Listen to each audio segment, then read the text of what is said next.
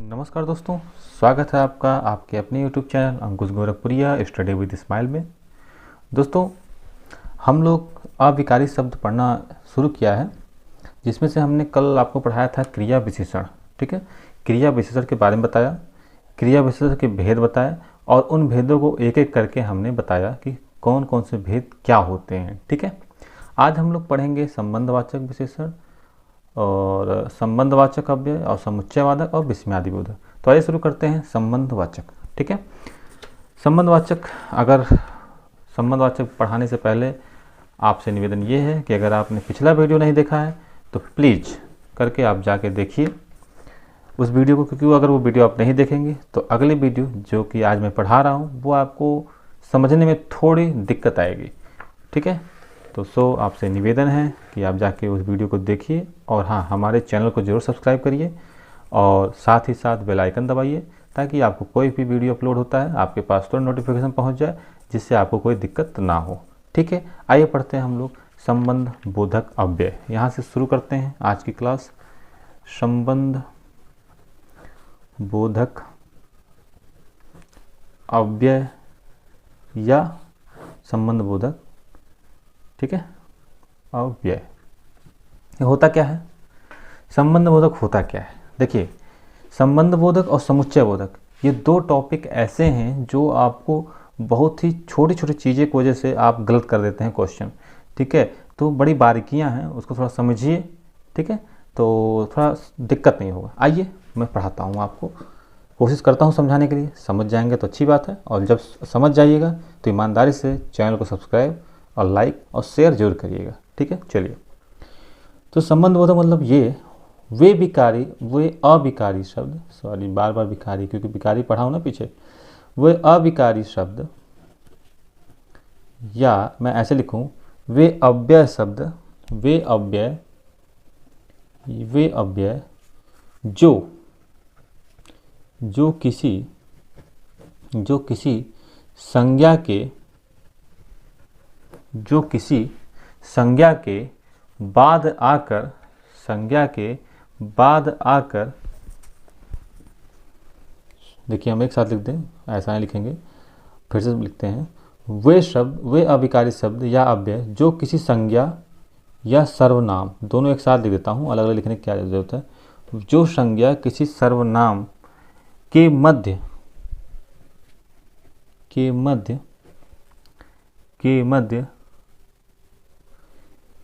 आकर दूसरे संज्ञा व सर्वनाम के मध्य संबंध स्थापित करें वह क्या कहलाएगा,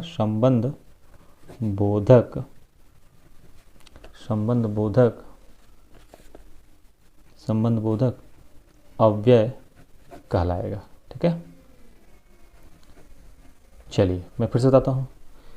ऐसे शब्द या वे शब्द जो संज्ञा या सर्वनाम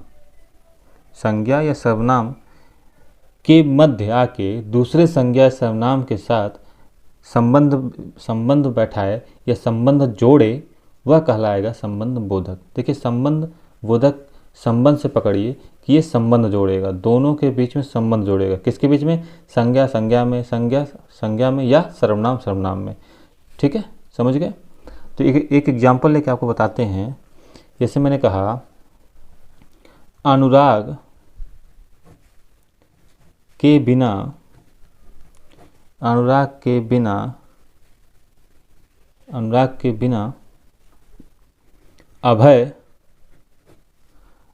के बिना अभय परेशान है। ठीक है, अब देखिए, ये अनुराग संज्ञा और संज्ञा कौन है, अभय संज्ञा। अनुराग संज्ञा और अभय संज्ञा, इन दोनों के बीच में संबंध क्या जुड़ रहा है, के बिना। ये संबंध बता रहा है। अगर ये के बिना ना रहे, आप के बिना मान लीजिए के बिना नहीं है, तो अनुराग अभय परेशान हैं, तो ये अलग अर्थ निकल जा रहा है। लेकिन अगर के बिना लग गया तो ये संबंध बता रहा है किससे, अनुराग और अभय से संबंध बता रहा है। ठीक है, तो ये के बिना क्या हो गया, संबंध बोधक हो गया।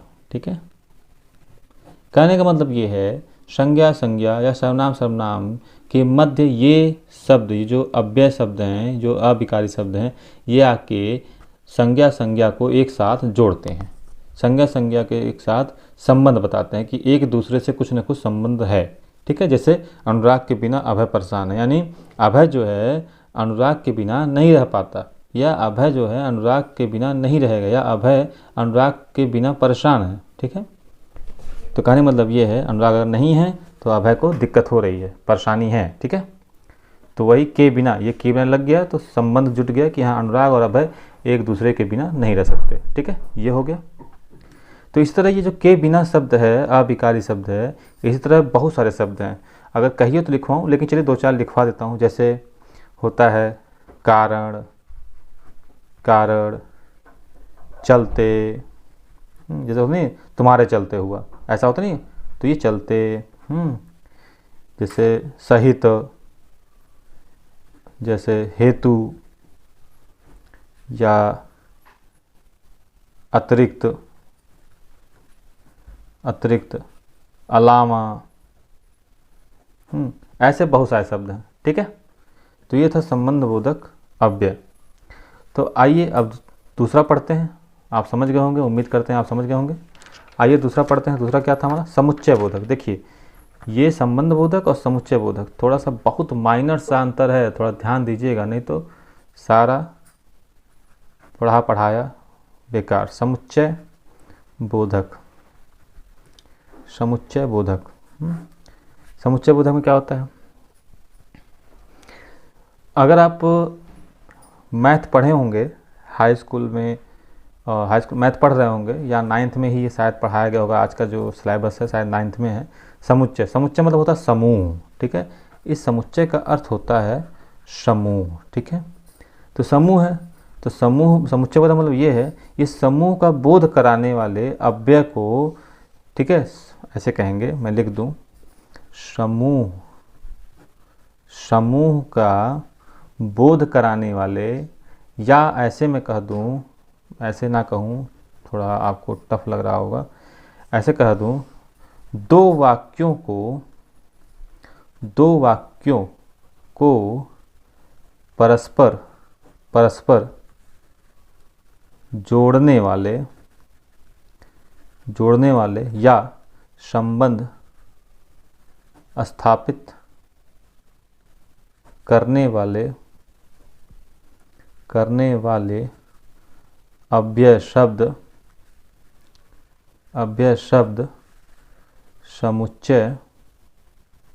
समुच्चय बोधक कहलाएंगे। ठीक है, कहलाएंगे।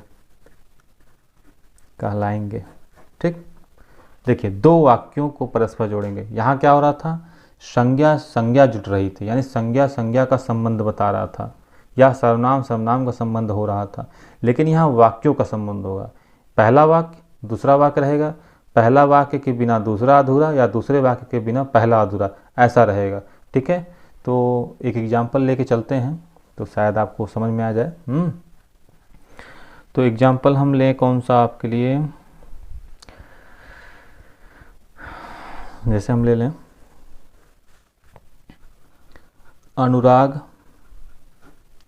और अभय पढ़ते हैं, लेकिन आशीष सोता है। अब देखिए अनुराग और अभय पढ़ते हैं, अगर मैं इतने बात करूं, अनुराग और अभय पढ़ते हैं, तो कोई दिक्कत, तो ये कोई सिंपल सा वाक्य हो गया। लेकिन मैंने ये लेकिन लगा दिया, एक अव्यय लगा दिया, आशीष सोता है, यानी ये वाक्य इनके साथ जुट गया।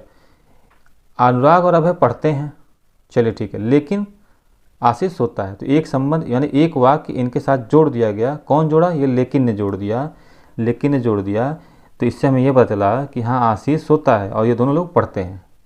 ठीक है, तो ये जो मिला जुला किए है, संबंध बोधक में संज्ञा के बीच संबंध स्थापित होता है और समुच्चय बोधक में समूह का समूह के साथ स्थापित होता है संबंध। या ऐसे कहें, दो वाक्यों को परस्पर जोड़ने वाला या दो वाक्यों को आपस में जोड़कर जो वाक्य बनता है वो कहलाएंगे समुच्चय बोधक। यानी ये जो काम कर रहा है, लेकिन ये समुच्चय बोधक का काम कर रहा है, ये दो वाक्यों को जोड़ रहा है।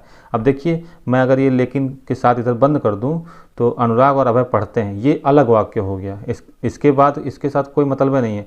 लेकिन मैं लेकिन लगा के आशीष सोता है जोड़ दिया, तो ये अनुराग, अभय और आशीष तीनों के बीच में आपस में संबंध मालूम पड़ गए। यानी एक समूह मालूम पड़ेगा कि ये तीनों एक साथ रहते होंगे। समुच्चय यानी तीनों एक साथ रहते होंगे, समूह। ठीक है, समझ गए। चलिए अब आते हैं, आप अगला पढ़ते हैं, आखिरी विस्मयादि बोधक। आखिरी हम लोग पढ़ते हैं विस्मयादि बोधक। आखिरी पढ़ते हैं विस्मयादि बोधक। विस्मयादि बोधक अव्यय या विकारी शब्द। ठीक है, इसमें देखिए विस्मयादि में आप लोग जानते भी होंगे, विस्मयादि मतलब होता है, विस्मयादि मतलब होता है अचरज। अचरज मतलब होता है, आश्चर्य मतलब आश्चर्य। वे शब्द जो अचानक हों या आश्चर्य वाले शब्द हों, हाँ, वो कहलाते हैं विस्मयादि बोधक। यानी वे शब्द जो आश्चर्य का बोध कराएं, ठीक है, या हर्ष का बोध कराएं, या किसी स्वीकार बोधक या अनुमोदन बोधक, बहुत सारे बोधक हैं, उनका बोध कराए, वो कहलाएगा विस्मयादि बोधक। जैसे मैं आपको समझा देता हूँ, लिख देता हूँ, लिख के बताता हूँ। हर्ष बोधक, हर्ष बोधक, अचरज, आश्चर्य, आश्चर्य,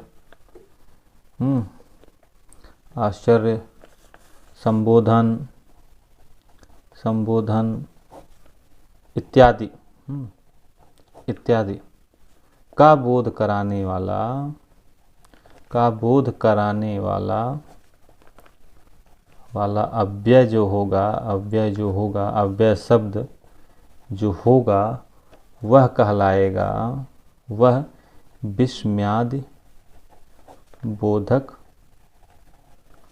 कहलाएगा। ठीक है, कहलाएगा।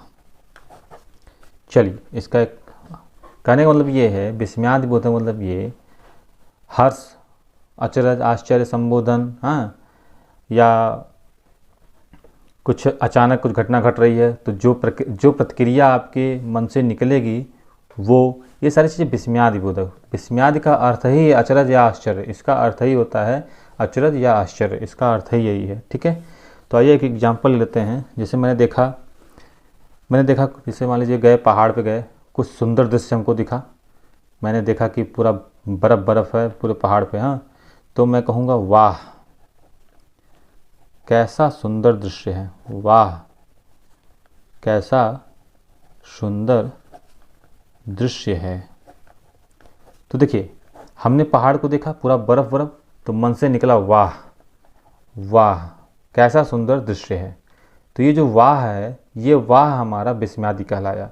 ठीक, और हाँ, इसका विस्मयादि बोधक पहचानने का एक और तरीका है कि जिस विस्मयादि बोधक जिस भी वाक्य में लगेगा, वो वाक्य के पहले लगेगा, और वाक्य के पहले लगेगा उसके आगे ये एक सिंबल लगता है, ये सिंबल लगता है। ठीक है, ऐसे करके इसके नीचे बिंदी, ये सिंबल लगता है, ये विस्मयादि बोधक का सिंबल है। ठीक है, तो देखिए हर वाक्य में लगा रहेगा, तो इसको पहचानने में दिक्कत नहीं होगा आपको। ठीक है, चलिए एक एग्जाम्पल और ले लेते हैं, एक एग्जाम्पल और लेना। जैसे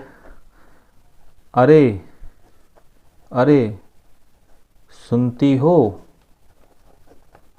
देखिए ये संबोधन कर रहा है, किसी को बुलाने के संबोधित कर रहा है, अरे सुनती हो। ठीक है, तो ये संबोधन हो गया, तो ये भी क्या है, विस्मयादि कैटेगरी में आएगा। जैसे बहुत लोग कहते हैं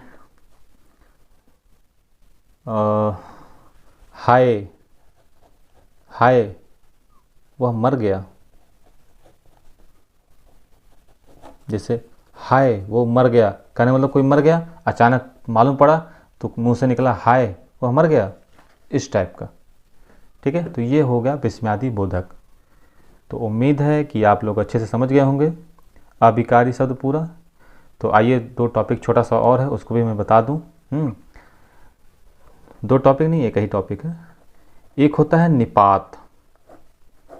निपात ये पिछले 3-4 सालों से मैं देख रहा हूँ एग्जामिनर, मतलब एग्ज़ाम में ज़्यादा ये ट्रेंड में है, ज़्यादा आता है, एक आध क्वेश्चन तो ज़रूर आ जाता है निपात से। तो निपात होता क्या है? निपात हालांकि ये अव्यय ही है, अव्यय की तरह प्रयोग होता है, ये भी है। तो इसको क्या कहते हैं, मैं लिखूँ अगर मूल, तो आइए लिखते हैं, इसको लिखते हैं मूलतः निपात का प्रयोग निपात का प्रयोग अवयवों के लिए किया जाता है, अवयवों के लिए होता है। ठीक है, या किया जाता है, किया जाता है। लेकिन ये इनका प्रयोग जो है लिंग वचन, मतलब इनका कोई भी जो होता है ना ये निपात, इनका कोई भी लिंग वचन नहीं होता। मैं ये भी लिख दूं, इनका कोई लिंग वचन नहीं होता। ठीक है, कहने का मतलब ये है, ये निपात का मतलब ये है कि जिस शब्द से लगेगा ये, मतलब जिस वाक्य से लगेगा ये, या जिस शब्द में लगेगा वो उसका मान बढ़ा देता है, बस इसका इतना ही काम है। ठीक है, मतलब उसकी विशेषता बढ़ा देता है। ठीक, उसकी विशेषता बढ़ा देता है। देखिए कैसे बढ़ाता है, मैं एक लाइन में एक 2 एग्जाम्पल दे देता हूँ, बस उसे समझ जाइए, क्योंकि ये कुछ खास है नहीं, बस आपको जानना है कि निपात होता है क्या। जैसे मैंने कहा राम ने मुझे मारा, राम ने मुझे मारा था। तो ये देखिए सिंपल सा लग रहा है, राम ने मुझे मारा था, हाँ ठीक है मारा था, ठीक। लेकिन मैं अगर लिख दूं राम ने ही मुझे मारा था, राम ने ही मुझे मारा था, तो ये जो ही लग गया, इस ही की कोई ज़रूरत है नहीं यहाँ पे, क्योंकि राम ने मुझे मारा था ये भी सही है, क्योंकि भाई राम ने मुझे मारा था ये भी बता रहा है कि हाँ राम ने मारा है। लेकिन राम ने ही मुझे मारा है, तो ये जो बढ़ गया, इस पूरे वाक्य का जो वैल्यू है थोड़ा बढ़ गया कि हाँ राम ने ही मारा था, उसके अलावा कोई नहीं मारा था। ठीक है, या रमेश ने मुझे मारा था, या रमेश ने मुझे मारा ही था। हाँ, कहने का मतलब ये है कि किसी भी वाक्य का ये थोड़ा सा वैल्यू बढ़ा देगा, इसकी विशेषता बढ़ा देगी, इतने हैं। निपात का मतलब ये है, जैसे ही, जी नहीं, जैसे बहुत लोग कहते हैं कि क्या कर, जैसे होता नहीं, बहुत लोग कहते हैं जी नहीं, जी हाँ, तो ये सब थोड़ा सा वाक्य में निपात के तौर पे काम करता है कि हाँ उसकी विशेषता बढ़ा देता है, उस वाक्य की विशेषता बढ़ा देती है। ठीक है, यही होता है, बाकी निपात का कुछ कोई उतना विशेष नहीं है। ठीक है, चलिए अगर नहीं समझ में आएगा तो आप कमेंट करिएगा, मैं एक बार फिर से कोशिश करूँगा समझाने के लिए। ठीक है, जो हमको समझाना था अच्छे से मैंने आपको अच्छे से समझा दिया है। ये निपात कुछ है नहीं, ये जहाँ भी समझ लेना कि हाँ वो बल दे रहा है, उस वाक्य को थोड़ा सा और बल दे रहा है कि हाँ उसने ही किया था, उसने ही मारा था, या मारा ही था, या खाया ही था, ऐसा कुछ था। तो समझ गए होंगे आप। चलिए बहुत बहुत धन्यवाद। अगर आपको वीडियो पसंद आया हो तो चैनल को सब्सक्राइब करना ना भूलें। ठीक है, सब्सक्राइब और लाइक शेयर ज़रूर करें। धन्यवाद। मिलते हैं अगले टॉपिक के साथ। ये आपका टॉपिक पूरा ख़त्म हो गया, विकारी मतलब मिला जुला के आपका शब्द विचार पूरा समाप्त हो गया। अब आते हैं अगले टॉपिक पे। अब देखिए अगला टॉपिक क्या पढ़ते हैं, अगला टॉपिक वाक्य पढ़ते हैं, क्योंकि हमने वर्ड पढ़ा फिर शब्द पढ़ा, अब बचता है वाक्य। तो देखते हैं वाक्य पढ़ा जाएगा या फिर कुछ और। मिलते हैं अगले वीडियो के साथ। धन्यवाद।